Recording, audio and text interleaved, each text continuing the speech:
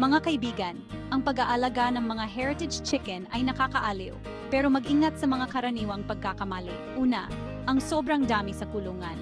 Kailangan ng mga heritage chicken ng espasyo para lumaki ng maayos. Bigyan ng bawat isa ng hindi bababa sa 4 na piye kwadrado sa kulungan at 10 sa labas.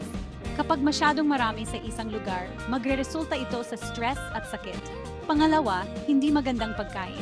May mga espesipikong pangangailangan sa pagkain ang mga heritage breed. Iwasan ang mga pangkaraniwang pagkain at pumili ng balanseng pagkain na mayaman sa protina, bitamina at mineral.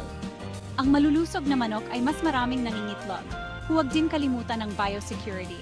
Panatilihing malinis ang kanilang paligid at limitahan ang mga bisita. Ang malinis na kulungan ay masayang kulungan at pinipigilan nito ang mga sakit.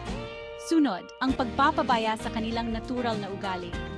Gustong-gusto ng mga heritage chicken ang maghanap ng makakain. Hayaan silang gumala at manghuli ng mga insekto. Ito ay nagpapanatili sa kanilang pagiging aktibo at masaya. At panghuli, ang pagkalimot na bantayan ng kanilang kalusugan. Mahalaga ang regular na pagsusuri, magmasid para sa mga palatandaan ng sakit at parasito.